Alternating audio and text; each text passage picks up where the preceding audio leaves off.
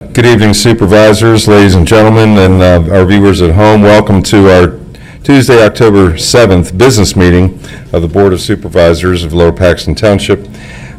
Tonight we are blessed to have, we'll be welcoming our new firefighters. In addition to that, there will be discussions on our our technology security, and discussion about Chief Administrative Officer for our pension plans, and also a grant agreement with Bishop McDevitt for a project they're doing, for which they're requesting us to be co-applicant.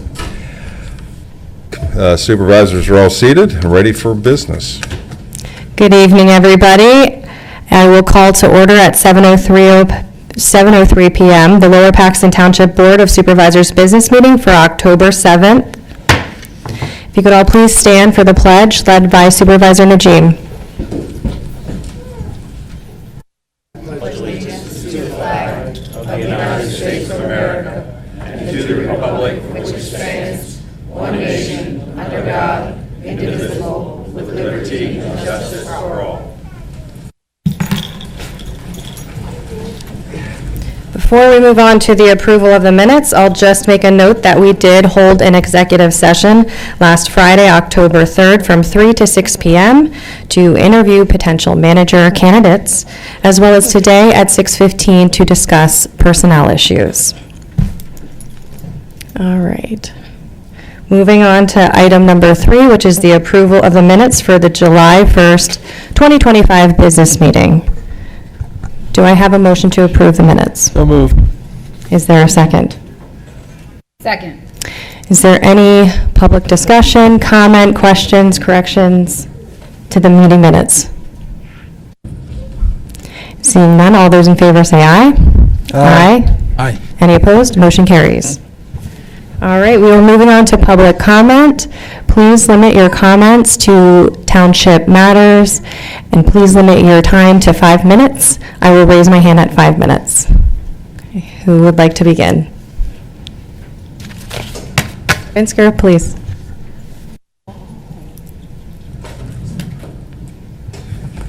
Good evening, members of the board, township staff, ladies and gentlemen. I am Bill Minsker, 5956 Linglestown Road on the square in Linglestown.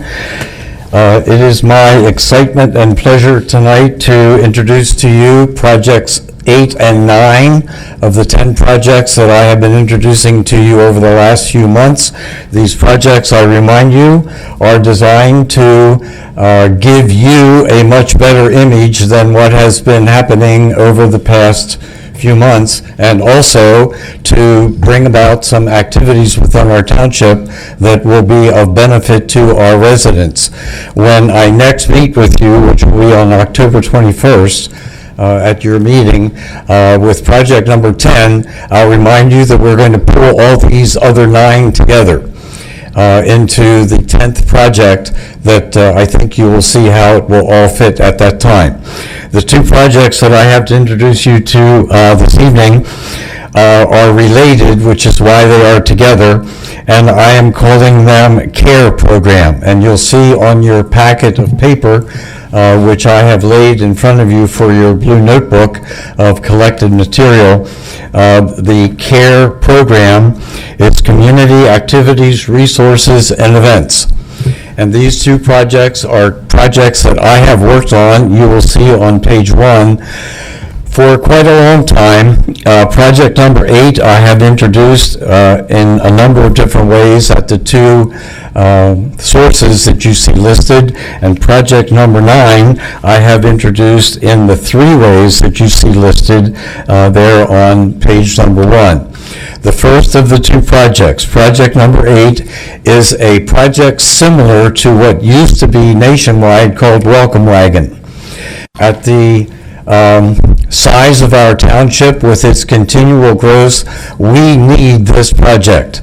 And I have introduced this activity. If you look on page number 2, you will see the details on this project, which I have most recently introduced to my committee, the Township's Community Engagement Committee, to have them work on this. The idea of this project is to give new residents and new businesses an overview of the opportunities they have in moving into our township. The idea of both Project 8 and Project 9 are to be introduced to the public through our township newsletter and on the township website, just to notify people that these projects, if we bring them into existence, would be projects for their benefit to put to use. On page number 2, the Welcome Wagon Style program, you see listed there on an outline form what this project is all about.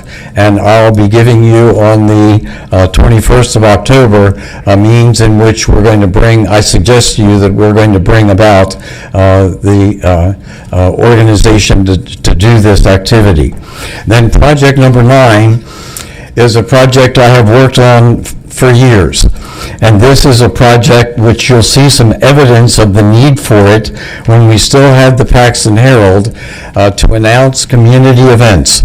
And I call this project, as you see on page number 1, it's an outline of community activities and things that are available for the public to make use of.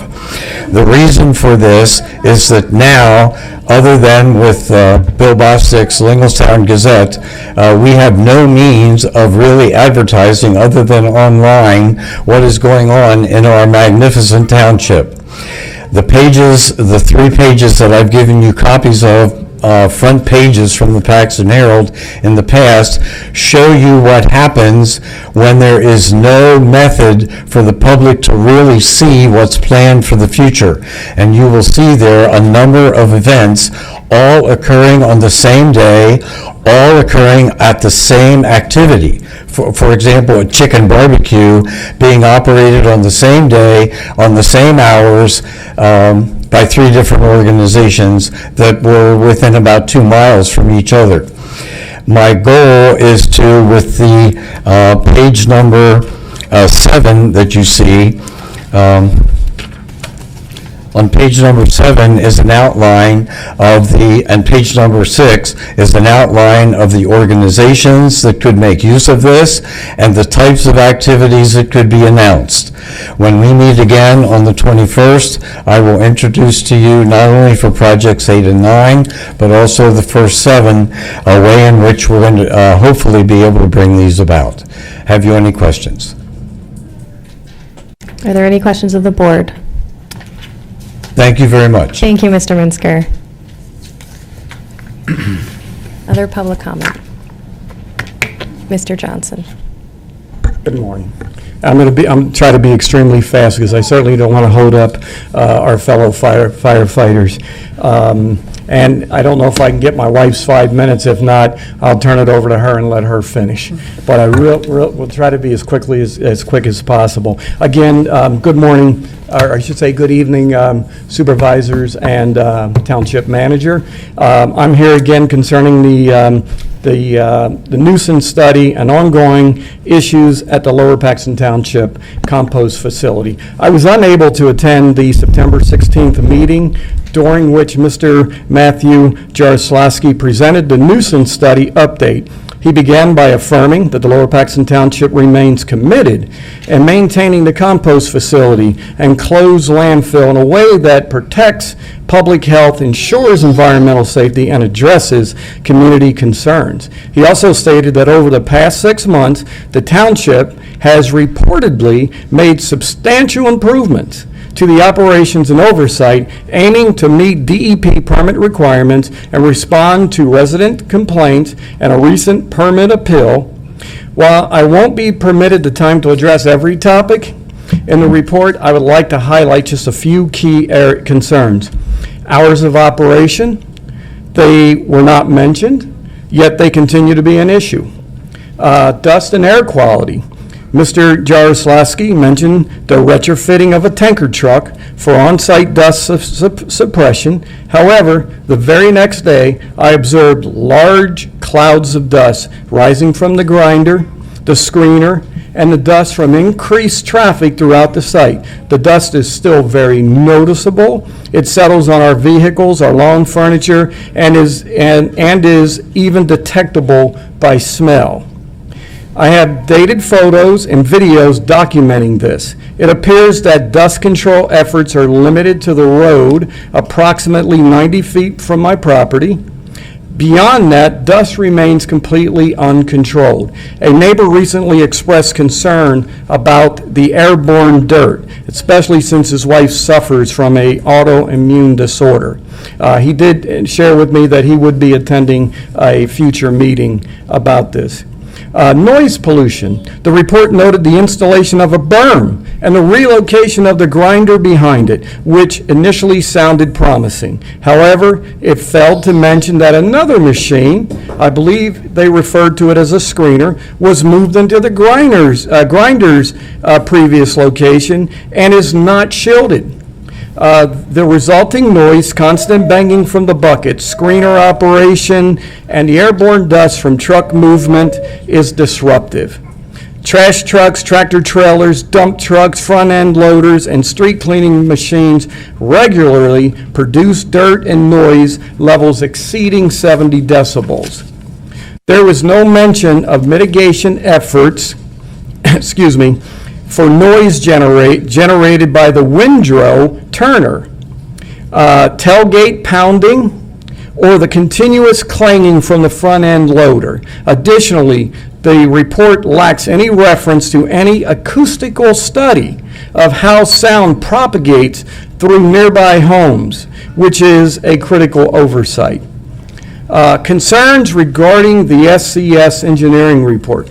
On the same day, Mr. Jaroslawski presented the updated report. A second report prepared by SCS, I have it here in my hands, dated May 21st, 2025, was placed on the sign-in table.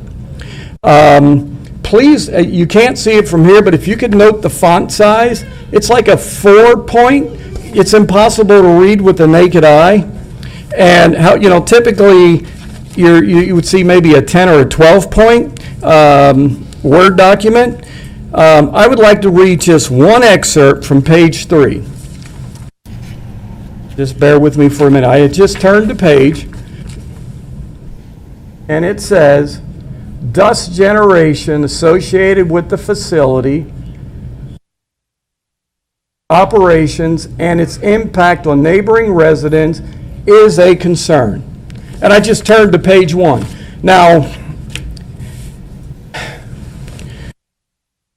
the report was released a full week before the meeting between the township, DEP, and the Hodges Heights residents. This raises several questions. Why wasn't this report presented or read into the record during the meeting? Why was it placed on the table in a font size that is virtually unreadable? Why didn't the report include an assessment of noise impacts on residents living adjacent to the site? It's a very thorough report, but there's nothing based on acoustics. Why was, and I have that next, why was no qualified acoustics firm engaged to study how sound travels through nearby homes or communicate directly with the parties involved? Can I have her time, or do I? Go ahead, Thank you. Mr. Johnson. And I'm almost done. Additional questions. Why does the township continue to accept yard waste from other municipalities if it is not profitable? Is this related to a grant from DEP? If so, how much funding was received and how is it being utilized? How many of you have read the full report from the SCS?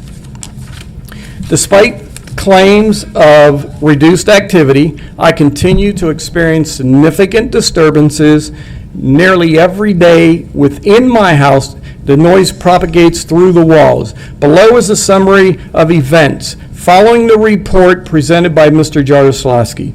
This is Wednesday, September 17th, 8:05, front-end loader bucket banging in repeated manner. continued about every 5 minutes. 9 o'clock, loud truck engine noise reverberating through my house. 12:33, large tractor trailer truck, dump-sized truck engine noise reverberating through my house. Trucks still idling and noise reverberating through my house. Trash truck enters facility, loud noise. This is 12:51, loud engine noise. Trilling and banging during emptying. No berm in sight. This is all in plain sight of my view. Okay, the only thing that has the berm is the grinder. And one of my neighbors, today we were standing outside, still extremely loud, even behind the so-called berm. That I'd like to know who did the study when they built this berm to reduce the noise. But anyway, Thursday, September 18th, and this goes on and on. I go day after day, 9 o'clock in the morning, intermittent backup alarms, banging of the bucket, 9:34, large tractor trailer truck, engine, diesel smells, loud noise at 9:35, 9:18. It just continues, it continues. And it's all day, every day. It doesn't stop. It's only getting worse. As these trucks in the back, they traverse the field, the dust clouds are so huge, they literally sometimes blot out the truck. And then that dirt just comes right off site. Today it came off, when I was talking with a neighbor, it came off. There was a good little wind blowing, and it just got in my eyes. You could smell it. The piercing backup alarms that just come right through the house. Large tractor trailer entered the site to offload finished product. Who is this sold to? If we're not giving it away for free. And I'm just trying to pass through this because I know I'm running out of time. But there were some things I really, like people still coming in outside the hours. I have lots of pictures, they're dated. I have videos that are dated with the dirt. So this was supposedly all fixed, and things are beautiful. The sound's gone.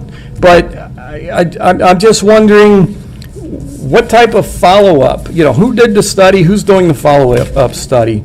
So I'm just going to jump to the end here and just say, despite the reported improvements, the reality is that the dirt and noise levels have increased largely due to the expanded use of the site. The changes made so far are minuscule compared to the impact residents continue to endure. I respectfully request that the township take these concerns seriously and provide clear, transparent responses to the questions raised above. I also urge the board to consider commissioning a professional acoustical study to assess the true impact of noise on the nearby homes. Thank you. Mr. Johnson, has there been any improvement since the last meeting when Director Jaroslawski provided us with the summary of the HRG study and the different mitigation measures? No, it's actually gotten worse. As a matter of fact, he mentioned in the study that that on Fridays they don't operate as much. So I have Fridays going back since his meeting. They operate all day Friday. The trucks go back and forth, dumping, and the dust clouds just create the backup alarms. So to be honest with you, when they opened this site years and years and years ago, and all they did was take township waste, at least they were done in 2 days. Everything was done. It was done for a week. But now that they're taking waste from everywhere, from every municipality, from anyone who wants to get a permit, large trucks are coming in and out every day. I think because the expansion, it just keeps expanding. I don't know how they're keeping up. Mr. Johnson, did you receive a copy of the HRG study? Somebody handed me a copy, but no, the township didn't provide it. Okay. Get anything in the mail or by email, or this other study. It was left here on the desk. Is there anything in that study that you think would help mitigate some of the noise and dust control issues? Or we don't need to take up people's time, but we could go through that with you for your comment.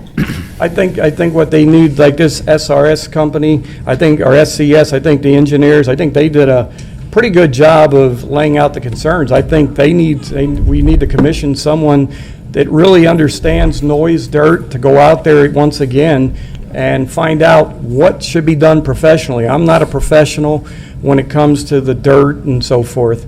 I think we should leave that to the professionals, but I think a professional study should be done. I think if they're going to do a study, they need to come to my house because, again, I sit in an area where all that noise is channeled right through my house. And please come over and have them start up the windrows and come inside my house and just listen, for yourself. Come on the back porch and stand. And even today with just the grinder behind the berm, one of my neighbors, had her come up and say, you can't use the property. I usually after about 11 o'clock, 10, 11 o'clock, I'll just leave and go somewhere else to work because I work from home most of the time because I can't sit there listening. It's impossible. Thank you. And then, the banging and, so. We appreciate your comments, and to be honest, we have received the professional studies. The SCS study was not given to us when it was conducted. I think due to the transition in leadership here, we were not privy to that information until Mr. Jaroslavsky presented it at that one meeting. But I'd like to work with you on a collaborative approach that we can determine together what might work, because we are receiving these studies, we are trying to implement some of these control measures, and it's not what you have in mind. So, Mr. Vernell, is there anything else you'd like to add? Yeah, there is actually another study that was scheduled, budgeted. So the way it worked is the SCS study was released in May, I believe, of this year. The manager at the time told the Public Works Director to hang on to it until the second study was done. In the interim, we had this study done by the HRG, which they call the nuisance study. These are some of the things you're referring to as the berm and all that, the watering to keep the dust down. Those were included in the HRG study. They've not all been implemented yet. They're working on it. I know it's not quick enough to do overnight, and I regret that, but we are working on it. The problem with the second engineering study was that they came in extremely high over budget.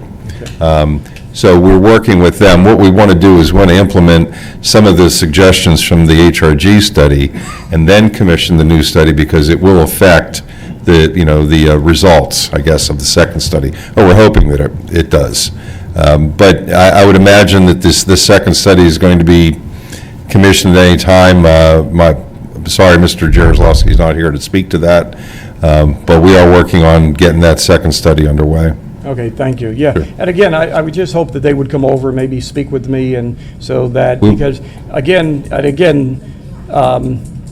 the trains way down on Dairy Street, they're just as, we can hear them as clear as we can hear the traffic going up and down 322. And it's the way the noise is channeled. So if you could just imagine something that's literally 90 feet from your property, and they're banging tailgates and going up the back of the house today, going up and the trucks hit certain potholes or whatever, and the banging and the backup alarms.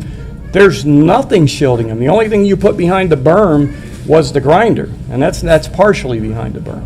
Well, we'll suggest to them that they talk to you and pick times of day and days of the week when it's the worst, and make sure they're there at those times. We'll suggest that.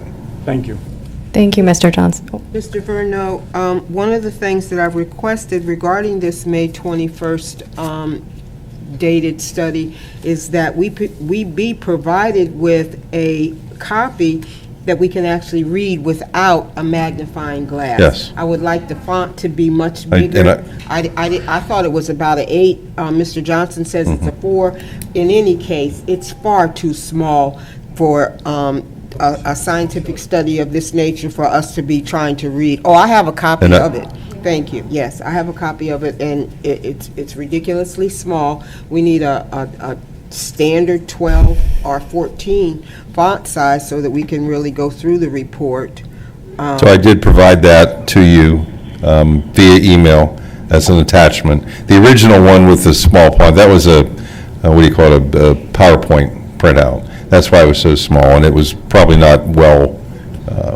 But the original report was sent to you as an email attachment, and I'd be happy to send that to anybody that wants it. if you want the original one in the regular size font. Thank you. Is there any other public comment? Mr. Kessler? I'll keep it brief. Eric Kessler, Running Pump Farm. A few weeks ago, I had asked you to look into, and Tom, you were nice enough to get back to me, regarding in Linglestown, the two alleys, Blackberry and Raspberry. Simple question, are they public alleys or private alleys? Now, I did receive a good response from the manager, and he recommended, if that's the right word, that the board needs to recommend to the solicitor to come up with a legal opinion. May I ask the board to make that motion tonight, please? Well, it's not on our agenda tonight, but can we entertain it at a subsequent meeting? It's going to be unnecessary. I don't think it's necessary. Well, I understand, but we've got a whole big box full of files, and we've had people going through that box, and it's all related to Blackberry Alley and Raspberry Alley. We know, for example, we found documentation where, and I'm probably speaking out of school here because I'm waiting for a final report from the community development, but the indication is that the one, and I always get these confused, the one on the south side of the square. That's Raspberry. That's Raspberry. That's public. The one on the other side that runs over to your property is not. It's private. Yeah, because when I chaired the Linglestown renovation, we're going back 16 or so years, that was a question we had then. We could never get a sound legal answer. There's about 90% of the village that is contiguous to the alleys in one way or the other. That's a lot of people. Who does the maintenance? Who plows? I do some of the maintenance. Some of it's paved, some of it's stone, some of it's paper street. All we're asking, and I'm speaking for many, many, many other people in the village, we'd like an answer. Are our properties fronting on public streets or private? Sure. Some people actually have closed it down and say, I own it, no one can go through. Well, that's a real problem from a public safety standpoint. Yes. That's my opinion. Well, we're very close to having a final report on that. Wonderful. For you. I would expect it within the next 2 weeks anyway. I appreciate it. Thank you very much. Thank you, Mr. Kessler. Other public comment, please.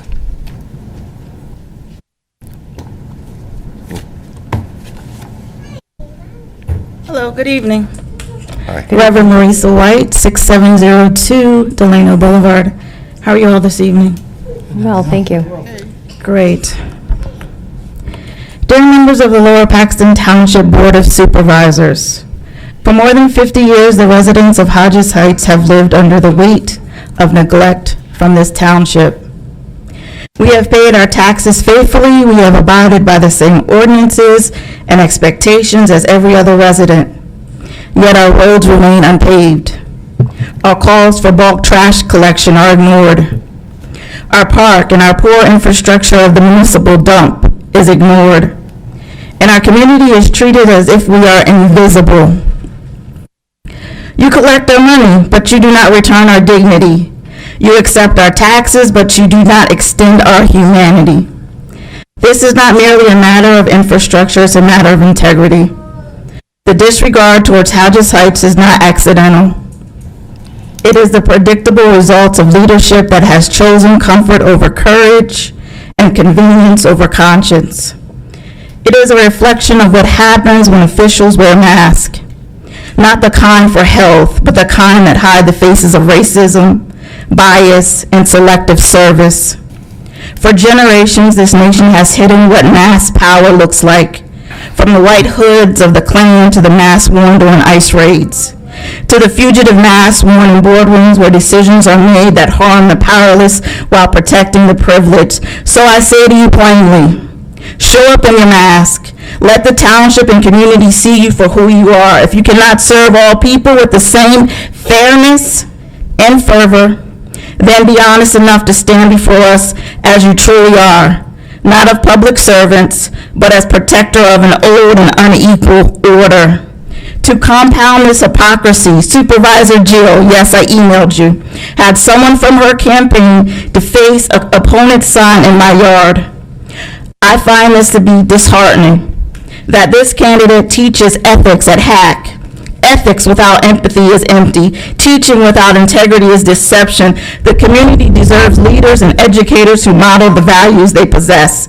This is not about serving white or black, rich or poor. It is about serving right and serving truth. The time for performative gestures is over. The people are watching, and more importantly, history is recording who showed up masked and who stood barefoot in the light of justice. Thank you. Thank you, Reverend. Would you like to respond now or do the board members? Can I simply ask you what email address? I apologize and do not have an email from you as of before this meeting. I can give you my email again. I'm happy to address. I'm not sure what you're referencing because I have not engaged in any. From my yard, somebody, your campaign changing the sign. You have a video? Yes. And you sent it to me? I did not send it. I asked for your reply, and then I wouldn't have brought it up in this meeting. And I apologize, I do not have said email, so if you would like to wait and speak after, I am happy to do so, or I can give you my email again, because that is not an acceptable action on my behalf by anyone involved in my campaign. I would be shocked and disheartened if someone would do that, and I will address it appropriately and quickly, but I need to receive your email. I apologize. I do not have it. I just checked again. Is there other public comment? Please.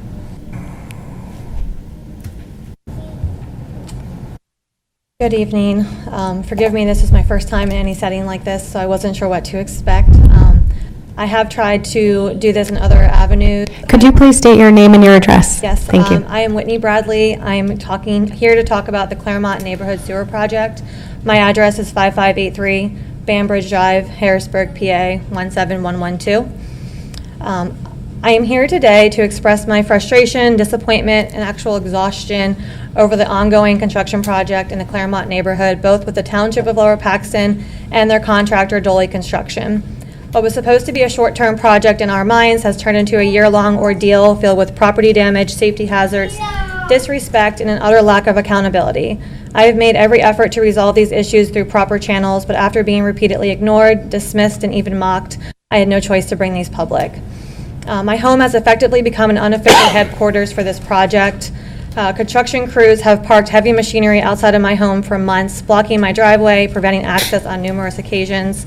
Workers have taken lunch breaks in my driveway without permission. This constant and invasive presence has robbed my family, including my sister and my teenage daughter, of peace, privacy, and a sense of safety for almost a year now. It has been uncomfortable, disruptive, and at times intimidating. The project has gone well beyond its original timeline, with no transparency or communication about delays. Repeated attempts to get updates or explanations have been met with vague answers, indifference, and outright dismissal. The damage to my property is pretty extensive and ongoing. There's a power surge and electrical damage. In January, workers cut the power line to my house. This resulted in a surge that blew out my breaker box, damaged several of my appliances, and left me with no power to half of my house for until currently. Nearly a year later, this has not been repaired, and I still live without outside lighting, posing a daily safety risk, as well as the inability to use my main living room, my entranceway, and 13 or more outlets throughout my downstairs. My mailbox destruction. My mailbox was destroyed, left unusable all winter. After months of complaints, it was fixed by jamming the post into the ground and bungee cording it together. It still doesn't close, and my mail continues to arrive soaked and ruined. Yard and access issues. My yard has turned into a mud pit for several months. I was forced to create my own temporary sidewalk out of bricks and cardboard just to access my home safely. Only after repeated complaints did they dump a small amount of gravel for me to walk over. My vehicle was damaged. One of their workers hit my car, causing roughly over $2,000 in damage. I obtained an estimate, but no one has offered reimbursement after saying they would do so. Blocked driveway and parking. On many occasions, I've had no access to my own driveway and had to park blocks away because construction vehicles and equipment filled the street. This has been countless weeks at a time. Neighborhood safety issues. There's been large, deep holes left and marked only with a single cone all around our neighborhood. No matter what street you take, you'd have to carefully maneuver around these dangerous conditions to avoid damage or injury. Tree removal and poor restoration. All of the trees on my property were removed without a clear plan for replacement. The grading performed afterward has led to basement flooding in my home during heavy rain. The grass seed used was of poor quality, left my yard full of weeds and uneven growth. Furthermore, there are multiple cracks throughout my entire front yard from the large holes that were repeatedly dug. Structural damage. Poor workmanship has caused setting around my foundation, resulting in my front porch cracking and sinking several inches, which has also restricted poor access to my front door. Sidewalk installation was delayed unnecessarily. I had to plead repeatedly for them to finish it.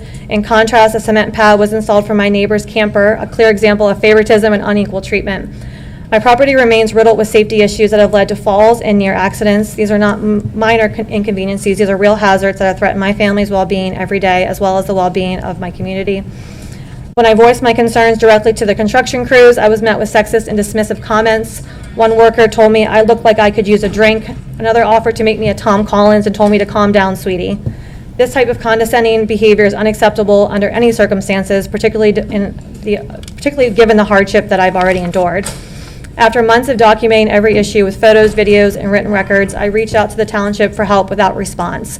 The only official response I received was a dismissive email back and forth from Dolly referring to my documented issues as so-called problems. This attitude perfectly encapsulates the lack of accountability for both the township and the contractor. I've been ignored, patronized, and disrespected at every turn, despite clear evidence of the damage and negligence. I've done everything in my power to resolve this privately and respectfully. I've been patient, cooperative, and transparent. In return, I've been left with property damage, unsafe living conditions, and a year of emotional and financial strain. The situation is not just about one homeowner. It sets a dangerous precedent that contractors and municipalities can act without consequence. I'm asking publicly and on record for someone in the township to finally take ownership of this disaster and provide accountability. Thank you, Ms. Bradley. Can you tell us who you contacted at the township? It sounds like you talked to construction crews and Dolly. I talked to, I have it on record. This is a really impromptu, I didn't know I was going to be here today. Okay. I have voicemails. I basically called every number that I had. I had talked to someone in a different division or department in the township, as I do work with the local youth, and they told me to reach out. So I have emails. I can follow up with email addresses, phone numbers.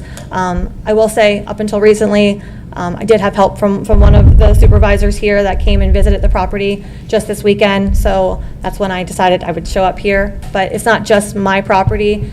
A lot of my neighbors, we can't exit our development. They shut out we have a small entrance, and they shut that down the other day. There was the township, I believe, and Dolly that were screaming at each other in the streets, and you couldn't get out. So we were basically stuck within our neighborhood again. It kind of feels like a mousetrap. We can't exit or enter our neighborhood since November. This has been going on. Thank you. I have not received any correspondence about this issue. I'm not sure if the other supervisors have.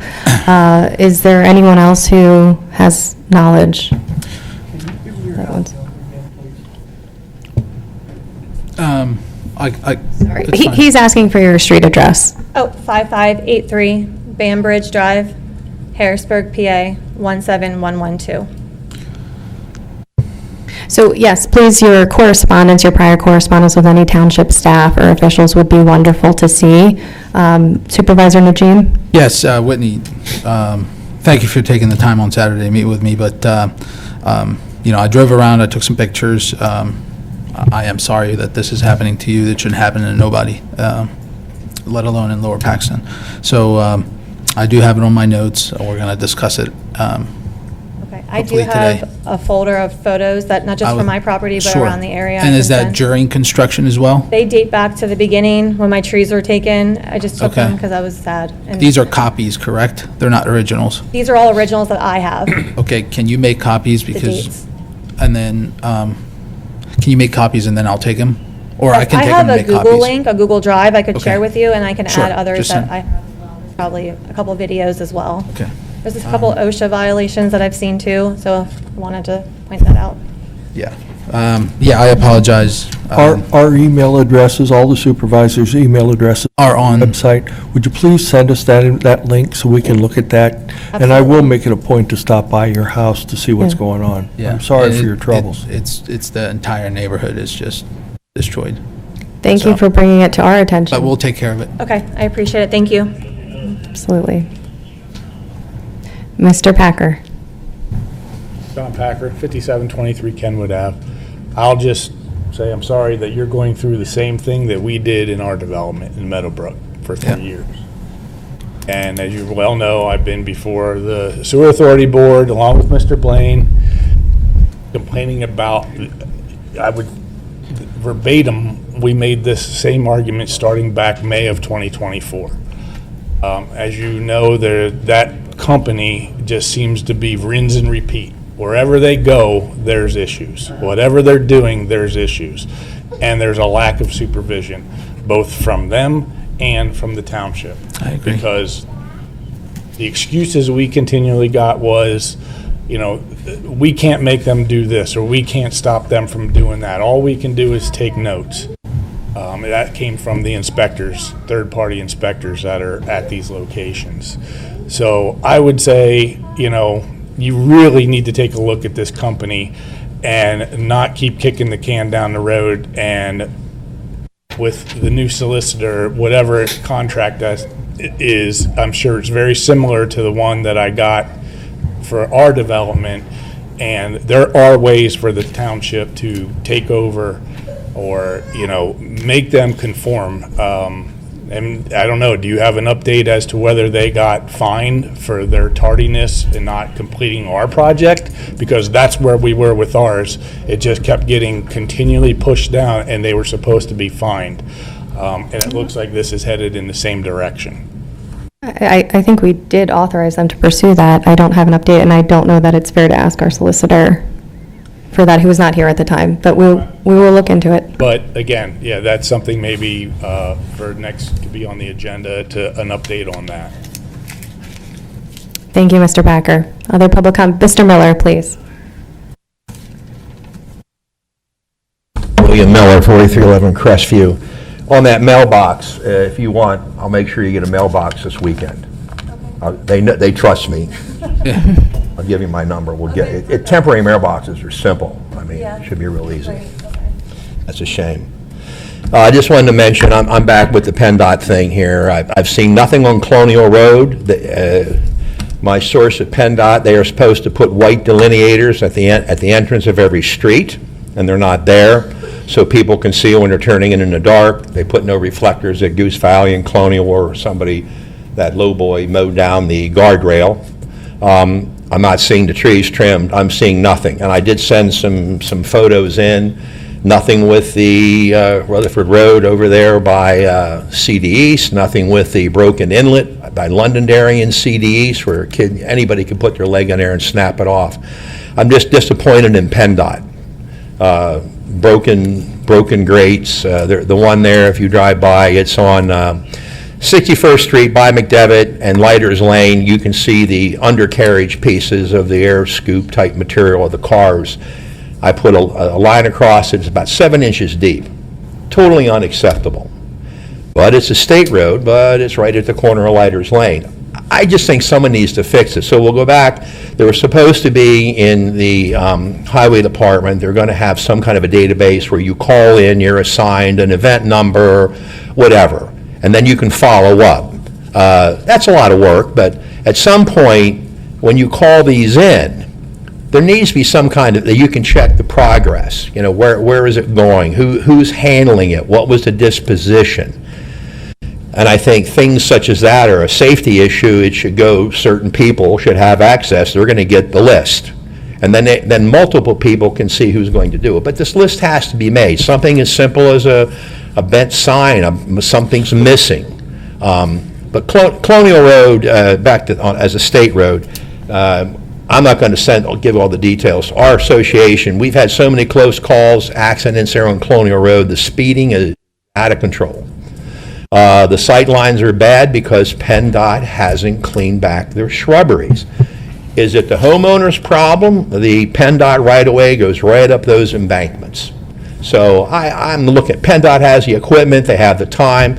I had a friend, Susquehanna Township, he's elderly, he had trouble cleaning, and they're billing him, but they came out and did it. It was done.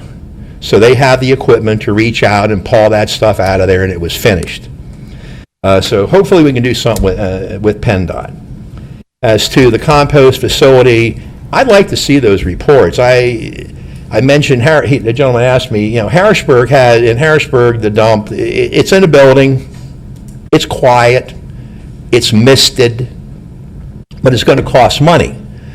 But in feeling for the people of the neighborhood, you know, I had mentioned, can we do something with a neighboring municipality such as West Hanover, who there's lots of acreage, lots of space, and developing the relationship. You know, the only thing that's going to keep the people happy in the neighborhood is to get rid of it. But there can be an engineered solution with buildings, sprinklers, a massive berm. You have to have the sidewalk to get down to the new park. It's going to be at the end of the road. That waivers were given and people didn't put sidewalks in, and now you got big swales and you can see the sidewalks just end. Why would they end? If those waivers wouldn't have been given, even with deferrals, at least they'd have graded it correctly, and our new park would be connected for all the people of the development, and the new walkway could cut in through, the new the existing compost facility. They have thumpers instead of loud beepers on trucks, and you can control those. You have a tremendous right-of-way as you enter into the facility, and those gates wouldn't have to open until 7:30 or 8 o'clock. I mean, a lot of this could be controlled and mitigated, but is that really what the people of the development want? I think this is a bigger problem where everyone's going to have to sit down and come up with a good solution. But the yard waste isn't going to go away, and with continued development, more and more and more yard waste. One solution is don't take anybody else's yard waste. With Mr. Kessler, I drove down that Raspberry Lane. I've lived in this township. I'm old. I moved here in 1954 as a little boy. We went down that alley, through that whole town. That was always open, and at the end, down by the firehouse where they hold the barbecues on the other side of that little creek back there, that was the sawmill. We got our sawdust there. We did the gardens. We did this. That street was always open. No one's fooling you by saying it's their street and I bought it and I pay taxes. It's been a common alley since I've existed, and I just think people are trying to usurp some of that land for their own personal use and resources, and it should be open. I think I mentioned just about everything here. I do feel bad for all the noise out there at the compost facility, but the stuff's got to go somewhere, and we've got to come up with a solution to do it somewhere. And again, we need to combine, I'm just summarizing, combine that. You've got committees in the township, one of which, I won't say which one I work with because you're not supposed to. You get yelled at. But we have discussed this, and you have qualified people in these committees with lots of experience who should perhaps be in with this. We have a police officer that comes to our committee periodically. We have one of our building codes people. I mean, you have a lot of resources, and if we could look at this, and some of the committees are supposed to look at these plans, a lot of these things could be avoided. You know, I'm very serious about safety. I'm serious about these sidewalks and curbs, serious about people getting where they're going, but people also have to have what I consider a good quality of life. And from the sewers and these other things, you guys have a lot on your plate. And a lot of constituents right now are looking for the right people to make the right choices in all this. So, but I'll work on the mailbox. I'll give you my information here then, and we'll go from there. Thank you, Mr. Miller. Thank you. Do you have anything on PennDOT? President Jim? We can follow up with PennDOT. Yes, no updates from PennDOT, Mr. Miller, but I doubt they're going to do anything with the budget not passing, so. Anything from PennDOT work-wise. But yet, I still have not heard anything. Guardrail hanging in the air. Guard posts aren't anchored in the berm. Is that was that one of the pictures you sent me? Yes, there's two locations where it's undermined. I'll prepare some text. I don't need to do email. I'm broke. I'm not technological. I can do a slideshow. That I can do, and I should expose what's going on. Colonial Road is abandoned. Yeah, it's, For all intents and purposes, from what I've seen. And what I see, I see things differently than the average I drive by, oh my God.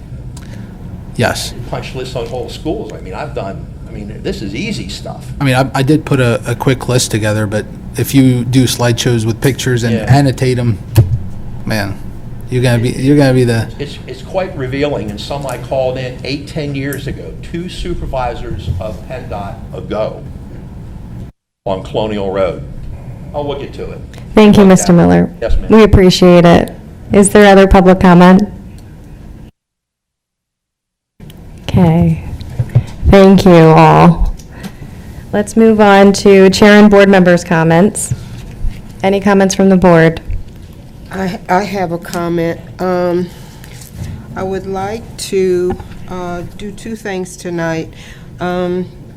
I have a constituent in the audience who I would like to give public recognition and heartfelt thanks to, who I consider a local neighborhood hero, Mr. Robert Bennett. Could you just stand a moment, Mr. Bennett? Thank you so much. Mr. Robert Bennett of the Devon Manor community. Through his eagle eyes and friendly relationship with his neighbors, he prevented one of our residents from being scammed out of a significant amount of money. Thank you, Mr. Bennett. Thank you. One of the things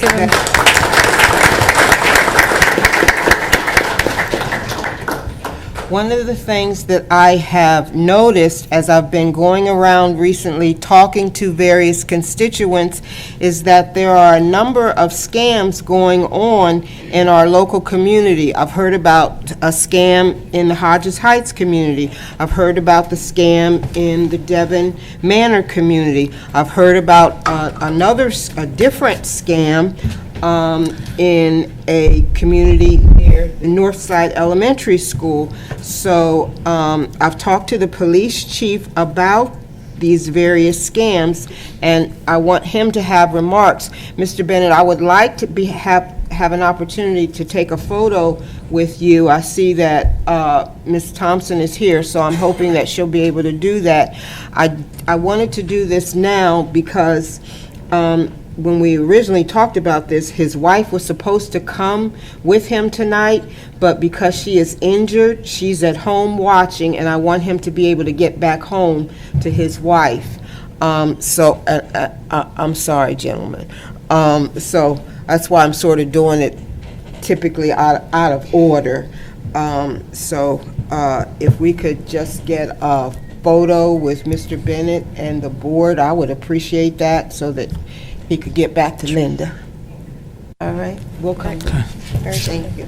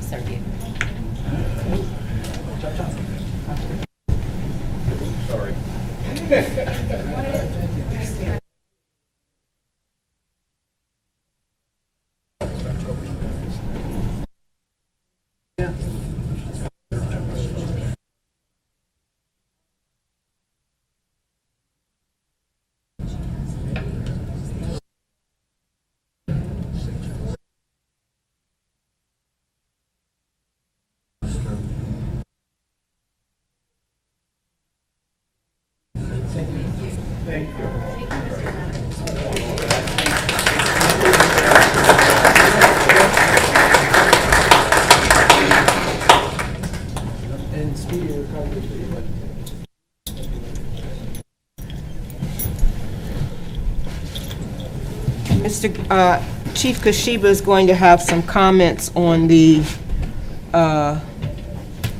scam issue. Thank you.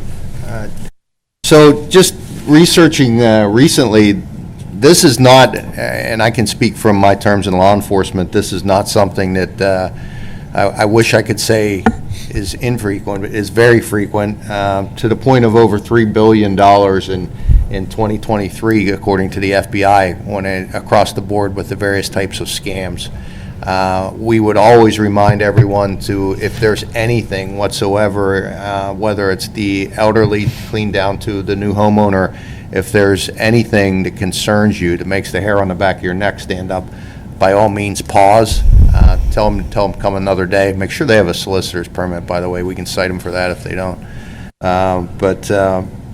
There's just a whole host of crimes out there. A lot of them are targeting the elderly, grandparent scams, home improvement scams, driveway scams, sweepstakes and lottery. The grandparent one's pretty gut-wrenching as they pull at the heartstrings of these older folks that have family members, and they pull information out of them, try and make it look like that they're saving a grandchild from X, Y, or Z. So those scams are long and drawn out, and there's just so many different ways that occurs. Again, very first step is to contact your local police department, us. We'll respond accordingly. If they're actually out in your neighborhoods and they do not have a peddler's permit, that's the first indication that we have not vetted them. So contact us immediately after you tell them to get off the property. And just a note for everyone, the International Fraud Awareness Week is coming up in November. It's the 16th through the 22nd. So if you just do a quick Google search, you can get on there and get some information about the various scams out there. And again, I'll say for the last time, call us if there's any reason for concern. And thank you, sir, for the great work you did. Thank you. Thank you. Is there any other board member comment?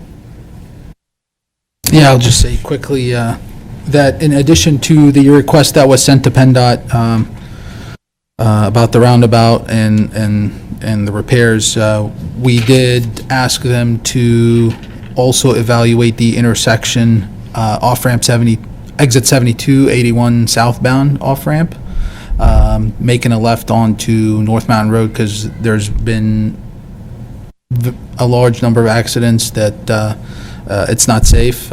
So I don't know if they can do something temporary with time of day restrictions, but it's something on their radar as well, so.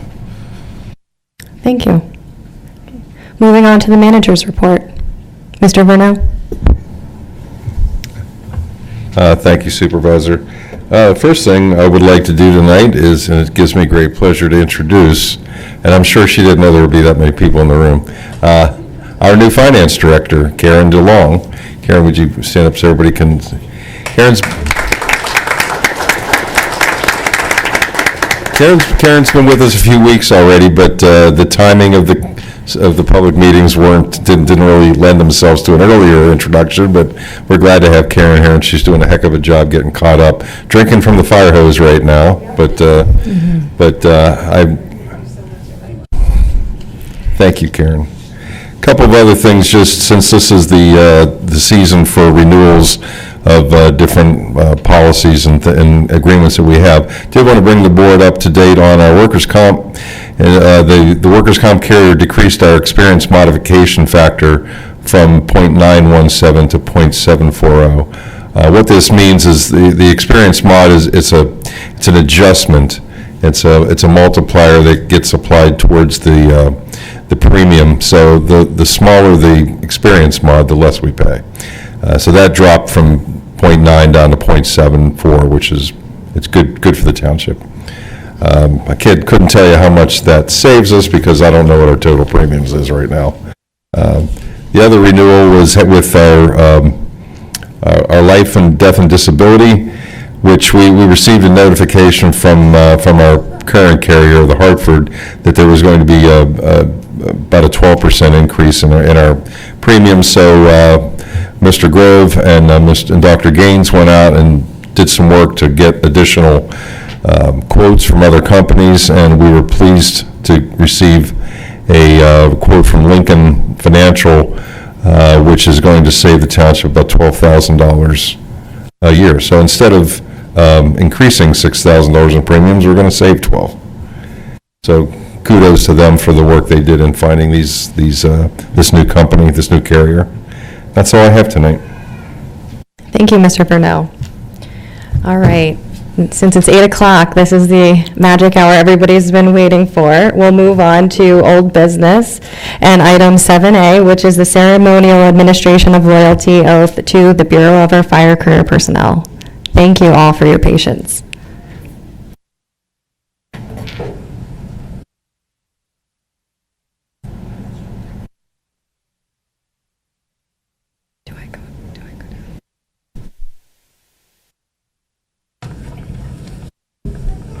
All right, good evening, everyone. Our guests, our new firefighters, thank you for your patience here tonight. I'm just going to be brief in my comments. I know Deputy Chief Graham has some detailed comments to follow. I just want to say that for everyone in the room, including the 80 of you that are here tonight, this all started back in late 2021. It's been that long we've been moving in this direction into 2022 with our fire study that was conducted and just moving through that with the hiring of Deputy Chief Graham. So this has been a long time coming. Our citizens are going to benefit tremendously from the presence of all of you in our fire stations. I wish you the best. This is a great opportunity for each and every one of you to create a solid foundation with our volunteers moving forward, and I'm glad to have you here. Chief Graham. Good evening, Board, members of the community, and our family members. For those who may not know me, my name is Brett Graham, and I have the privilege of serving as the Deputy Fire Chief for Lower Paxton Township Bureau of Fire. It's an honor to stand here before you this evening as we welcome the next generation of firefighters who will help shape the future of our department and continue our mission of protecting the community with dedication, respect, integrity, vision, and excellence. Tonight represents more than just a swearing in of our new firefighters. It marks a historical milestone for our community. These individuals represent the official transformation of the Lower Paxton Township Fire Department from a 100% volunteer model to a combination system. This system has been carefully designed to be inclusive of all of our members, both career and volunteer, united under a single mission, vision, and set of values. Together, our career and volunteer firefighters will work hand in hand to build upon the proud traditions of service that have defined this township for generations. By supplementing and strengthening one another, we are ensuring a sustainable, united, and mission-ready fire service capable of meeting the growing needs of our community for years to come. To our new team members, you have my full commitment that you will be supported, valued, and given the tools and resources necessary to succeed. We are building something special here in Lower Paxton Township, and that success begins with taking care of our people. Not only those that wear the uniform, but the families who stand beside them. You will always have my respect, my trust, and my promise that we will lead with purpose and accountability. So it's my honor to introduce each of you to the community we serve and to officially welcome you to the Lower Paxton Township Bureau of Fire family. Our first new hire is Connor Davis. Connor Davis grew up in New Jersey, where his passion for the fire service began at an early age. Following in his father's footsteps, he joined as a junior firefighter at 17 and began responding to calls alongside him. In 2020, Connor moved to Pennsylvania to pursue a career in the Harrisburg Bureau of Fire, where he served for 5 years. During that time, he also lived in Lower Paxton Township and volunteered with the Paxtonia Fire Company before accepting his new role with the Lower Paxton Township Bureau of Fire. Outside of work, Connor enjoys hiking, sightseeing, traveling, and spending time outdoors. Joining Connor this evening are his father, his father's girlfriend, his mother, and his girlfriend.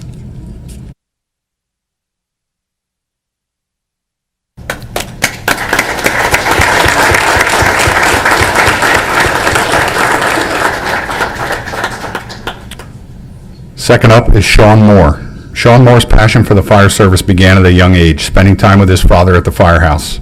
He officially started his journey as a junior firefighter in Newmanstown at the age of 15. After high school, Sean enrolled at Hack to study fire science and joined the Paxtonia Fire Company as a live-in member while attending school. During his time at Paxtonia, he worked as an EMT, completed numerous fire service courses, and advanced through the officer ranks. His dedication and drive led him to a career position with the Fort Indiantown Gap Fire Department, where he spent 3 years gaining valuable experience and learning from a great team in a unique fire service environment. Now joining the Lower Paxton Township Bureau of Fire, Sean is excited to be part of something great for the community and looks forward to helping shape the department's future. Outside of the fire service, Sean enjoys spending time with his wife and son camping, traveling, and watching sports. Joining Sean this evening are his wife Brittany, his son Jameson, and his parents Fran and Bill Moore.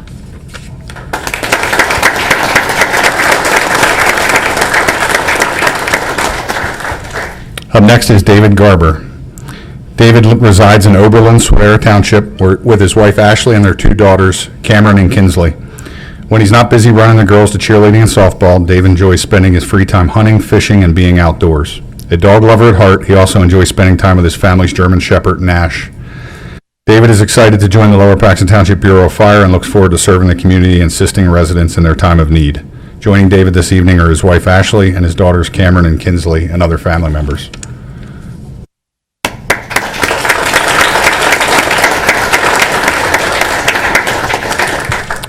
Up next is Zachary Hallblad. Zach began his fire service journey following in the footsteps of his family who inspired his interest in the fire service from an early age. He started as a junior firefighter in Hummelstown and later joined the Paxtonia Fire Company to continue developing his skills and experience. After several years of training and service, Zachary accepted a career firefighter position with the City of Lebanon, where he spent 3 years gaining valuable experience before joining Lower Paxton Township. He looks forward to the opportunities ahead and to continue his career serving the Lower Paxton Township community. Outside of the fire service, Zachary spends time with his family, going to the gym, watching baseball and football, and traveling. Joining Zachary this evening to share this special moment are his wife Hunter, his son Archie, and other family and friends.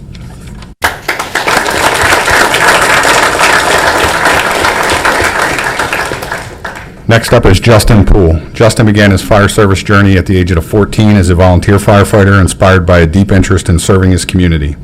In 2020, he transitioned his passion into a professional career in the fire service. Born and raised in Wrightsville, Pennsylvania, Justin is married to his wife Kayla, and together they have a daughter Miley, who will turn 2 this December. When he's not on duty, Justin enjoys fishing on the Susquehanna River and spending time with friends and family.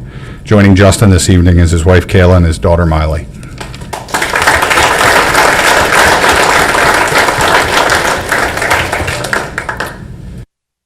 Next up is Dakota Schultz. Dakota began his fire service journey at the age of 16 years of age as a volunteer in Sweater Township.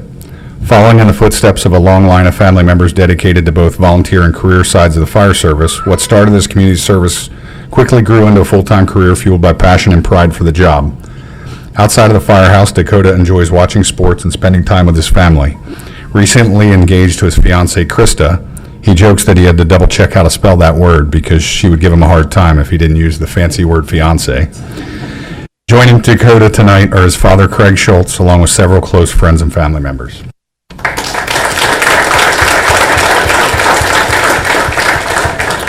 Up next is Cody Stifler. Cody joins the Lower Paxton Township Bureau of Fire, bringing with him a decade of experience as a career firefighter, serving communities in York and in Maryland. Cody resides in Glen Rock, Pennsylvania with his girlfriend Caitlin, his daughter Andy, and Caitlin's son Levi. Outside of the firehouse, Cody enjoys spending time with his family, attending the kids' sporting events, and making memories together at the beach. Joining Cody today are his parents John and Terry, his girlfriend Caitlin, his daughter Andy, and his stepson Levi.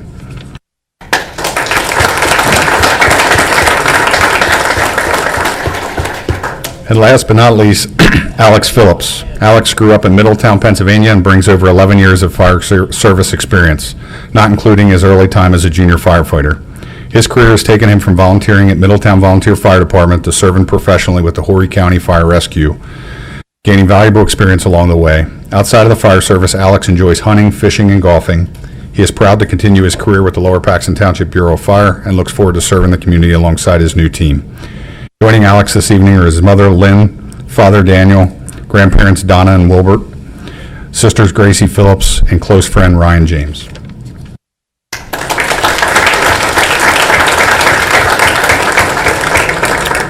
So in closing, these firefighters represent the next chapter in our Bureau's story, one built on teamwork, professionalism, and dedication to the community we serve.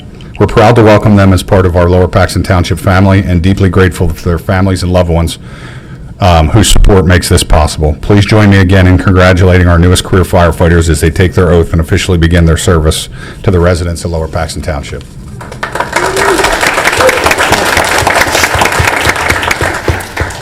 All right, I will stand as well. All right, firefighters, please raise your right hand and repeat after me. I state your name. do hereby declare that I will support the Constitution of the United States and the Constitution of the Commonwealth of Pennsylvania. As a member of the Lower Paxton Township Bureau of Fire, my fundamental duty is to serve the people I have sworn to protect, to safeguard and preserve life, health, and property against fire and other perils, and to maintain a high level of proficiency in the fire service. I recognize as a badge of my office as a symbol of public faith and trust. And I accept it so long as I remain true to the ethics and principles of the fire service. And principles of the fire service. Very good. I make these promises solemnly, freely, and upon my honor. So help me God. Congratulations.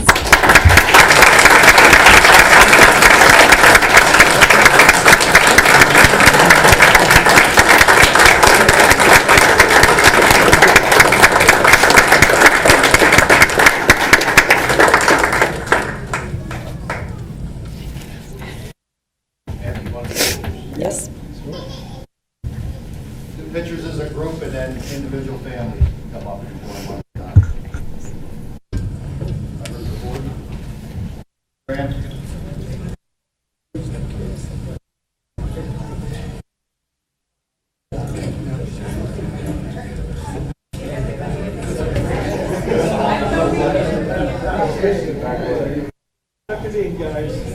They try. Next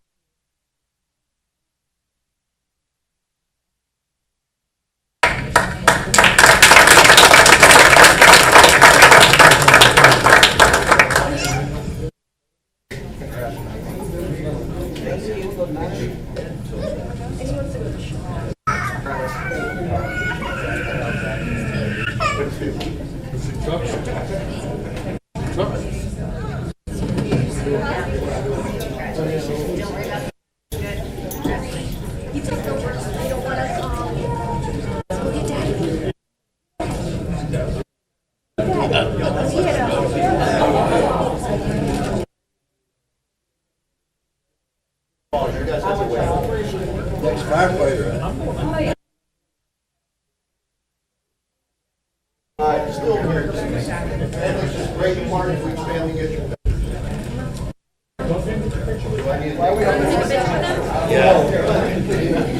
It's not here. Get there.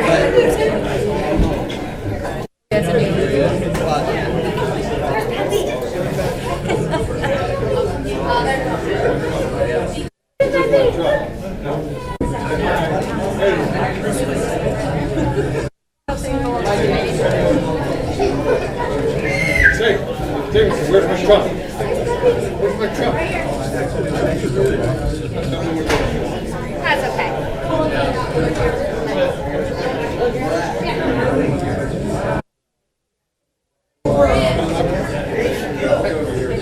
Stop. Sure, you weren't even smile.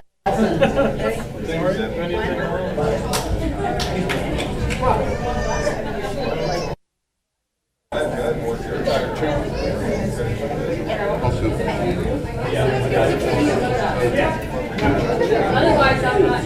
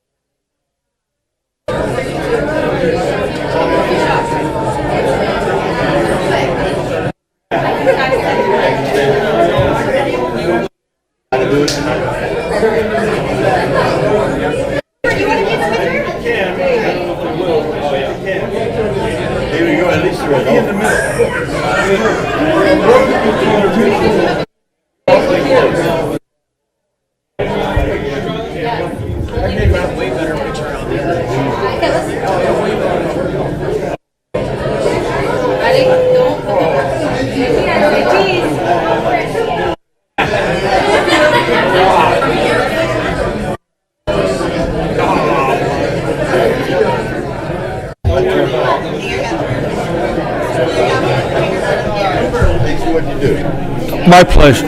Ladies and gentlemen, if I could just have your attention for a minute. I don't know if you all noticed, but all of these guys started fighting fires when they were teenagers. And I think that's as impressive as all get out. I also want to say a couple of things about families. When the fire whistle goes off and these guys are fighting fires, the families are at home fighting the feelings of worrying about their loved ones. The families also serve, so thank you too as well. Thank the families. Thank you for being here.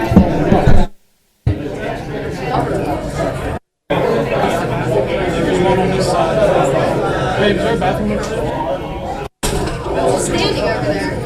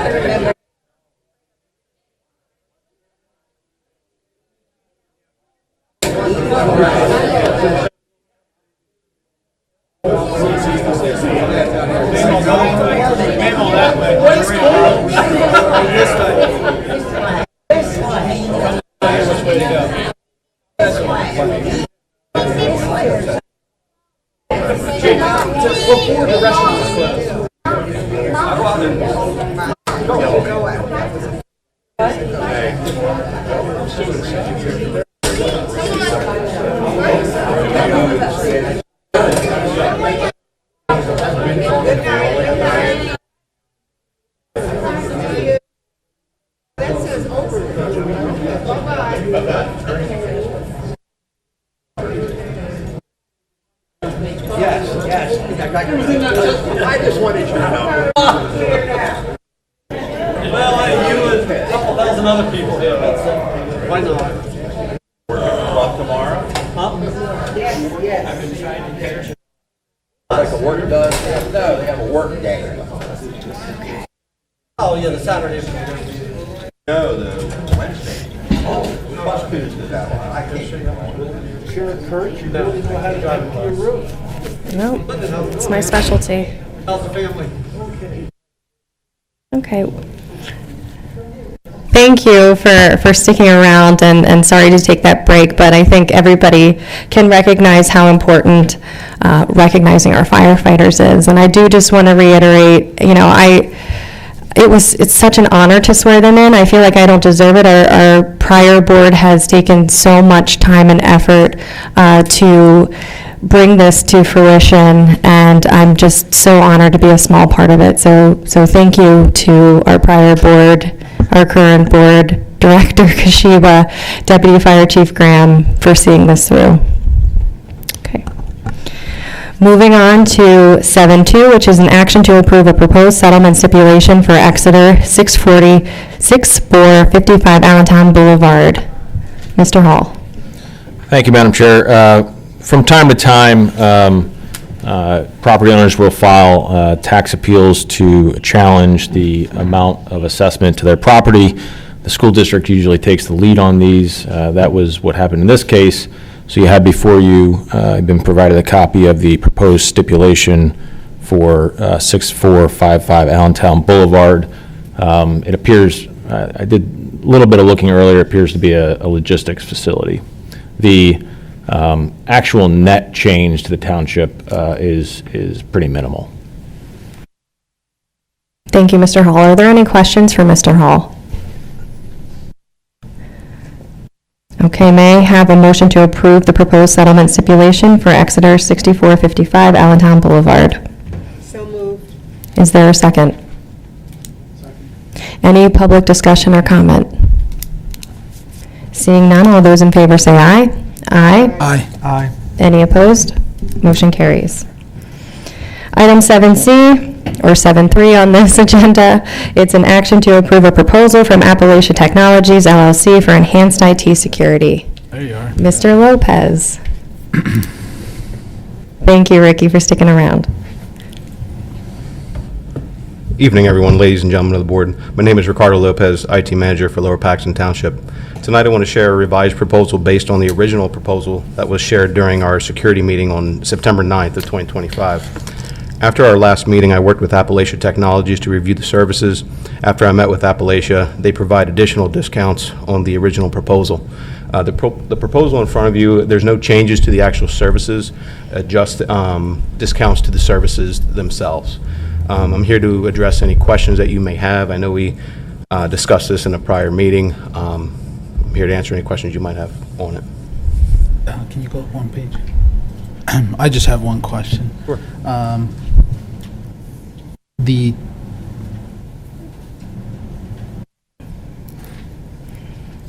ticket priority as critical, that's a ticket put in by us, or is that like a threat that has been detected? It could be me personally getting a hold of the company. If I'm not here, whether it's, vacation, sick, whatever the case may be, staff also have the ability to reach out to Appalachia Technologies and submit a ticket, and they can classify it as a priority. If it's something like a server's down, first responder, is down. Yeah, go ahead. Okay. I was thinking it's a detection of a bad actor, and then like we would have to let them know, like, hey, can you investigate this? So based off this proposal includes that service. So what that means is, Yes, if they, I think it was a misunderstanding on my end. Okay. So I apologize. no, it's okay. Yeah, so if something is detected, they're going to automatically get the alert to remediate, and then So it's not gonna- remediation is needed, then rates would apply. Okay. Yes. I think I got it mixed up with, like, we have to call them, like, hey, look into No. this. Yes. No. Okay. Are there any other questions for Ricky? Mr. Lopez, I understand that this week we had a very serious incursion that, thanks to your dedication and commitment and being on top of things, we were able to avoid. Months. 2 months? Which incident? I'm sorry. There's so many. The CI incident. On the detectives and. Oh, yes. Yeah, he was working on something, and he was provided a link to further his investigation, and it looked funny to him. He discussed it with me, and actually sharing that with our security team. They said, under no circumstances click on that link, because it was malicious. Well, I guess I wanted to give you kudos for that, and just to be sure, on your nights and weekends and vacations, you're still not working, right? Trying not to. Okay, we'll accept it. No, I want to give you, doing a great job, thank you. Thank you, appreciate it. Thank you, Mr. Lopez, and we do appreciate it. Your proposal is very comprehensive. If it's not already, it probably should be a requirement of insurance carriers going forward that we have some of these items in place. And I do believe that the cost of a breach would be much higher. Absolutely. So Yeah. it's very And prudent. to add to that, when you add security services, when renewal comes up for a cybersecurity liability insurance, we can get discounts on the rate that we're currently paying for. So I'm sure by instituting these changes, we could see a drop in our insurance, for sure. Absolutely. Thank you, Mr. Lopez. Okay, if there's no other questions, can I have a motion to approve a proposal from Appalachia Technologies LLC for enhanced IT security? So moved. Is there a second? A second. Is there any public comment? Questions? All those in favor say aye. Aye. Any opposed? The motion carries. Okay. Moving on to item 7.4, which is the discussion of the appointment of a chief administrative officer to oversee the pension plans. Mr. Vernell. Thank you, Madam Chair. The pension plans for the township have a chief administrative officer whose job it is to approve and authorize contributions, changes, amendments, things like that. When our former finance director resigned, there was no provision made to change CAOs at that time, so Mr. Miller was still listed as our chief administrative officer. I currently am as an interim, but the board's going to have to pick somebody new since I'm not going to be here very long. So that's the thing. I'm asking you to discuss the appointment of a chief administrative officer to oversee our pension plans. Thank you, Mr. Vernell. Do we have any suggestions from supervisors this time? I thought that as the prior pension administrator was our finance director, that it just made sense to have our current finance director step into that position. It just seems logical. There are a number of other, Chief Kashiba, you said there are a number of other people sitting on that committee? That's correct, ma'am. Okay, so they can bring her up to speed as to what they've done to date, and then just move forward. Okay, any other comments? Not at this time. I agree with Supervisor Thompson, and seeing that we don't currently have a manager in place, we should proceed with identifying the finance director as the CAO.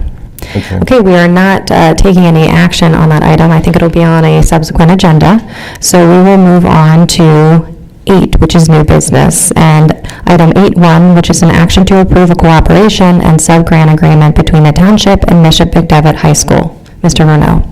Yes, Bishop McDevitt High School approached us several weeks ago and asked us to be a co-sponsor, or an applicant, I should say, for a RACP grant, which is, I don't remember the name of that. It's Redevelopment Assistance Capital Program is what RACP stands for. Under this program, the municipality is the applicant, and we have an agreement. So there's 2 actions on the agenda tonight. One of them is to approve an agreement with Bishop McDevitt for them to pay all basically the expenses. We will receive the grant money, and then once they have expended the money, we turn it over to them. The second item is a resolution approving this relationship with them. The project itself is called the Bishop McDevitt Winter Sports Venue, which will add practice wrestling space, a new fitness facility, study lounge for the students, and gathering space, again, for the benefit of the students' educational experience. Thank you, Mr. Verneau. And I will note that I think the project is currently estimated to be around $8.5 million. We're seeking a grant for approximately $4 million. The reason that Bishop McDevitt has approached us is because they are not eligible as a grantee under the RACP guidelines. So it would require a local government or an authority to serve as that grantee in that capacity. So at this time, I would ask for a motion to approve a cooperation and sub-grant agreement between the township and Bishop McDevitt High School. So moved. Is there a second? I second. Okay, is there any public discussion or questions on this item? Okay, all those in favor say aye. Aye. Any opposed? Motion carries. Moving on to 8.2, which is the action to adopt Resolution 2511, authorizing the submission of the RACP grant application to the Commonwealth of Pennsylvania. Mr. Verneau, is there anything else you'd like to add on this item?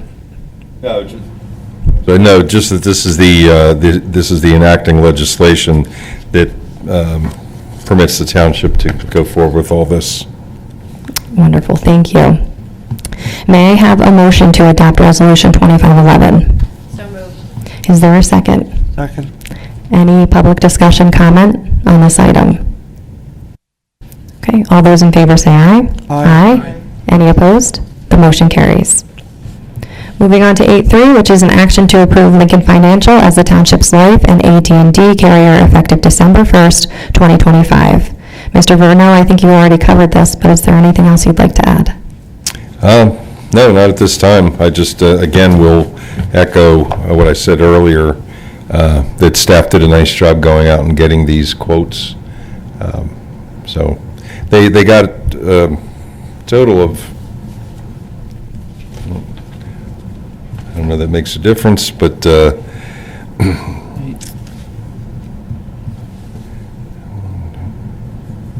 they got a total of 7 companies to quote, 4 declined. So it was pretty competitive process. Yeah, and I will note that that text is very small, that for Lincoln Financial, it's at $44,192 as an annual cost, and that was the lowest bid. Okay. May I have a motion to approve Lincoln Financial as the township's life and AT&D carrier effective December 1st, 2025? So moved. Is there a second? Second. Any public comment or discussion? Okay, seeing none, all those in favor say aye. Aye. Any opposed? Motion carries. Item number 9.1, which is the improvement guarantees. Supervisor Thompson? Excuse me. We had 4 improvement guarantees to be approved at this meeting. Maiden Creek, which is completed, so that's closed out. Autumn Oaks Phase 3 over on Patton Road, which is also completed. 5601 Locust Lane, they're just changing their,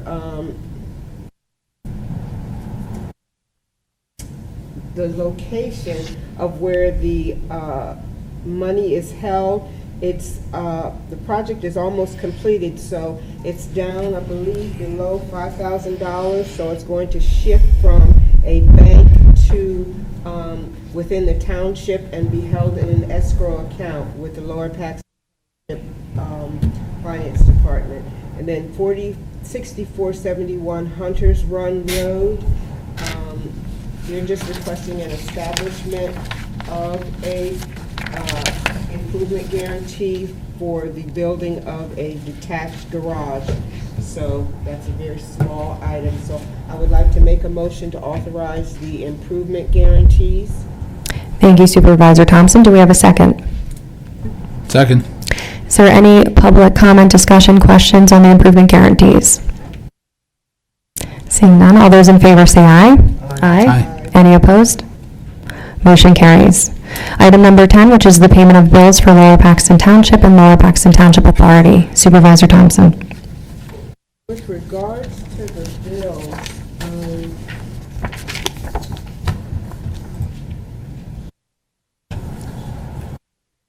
we didn't get to discuss item number 7 on your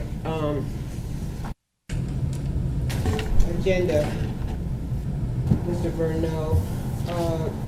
Do we want to discuss that now, or should I just go ahead and? I'm sorry, what item is that?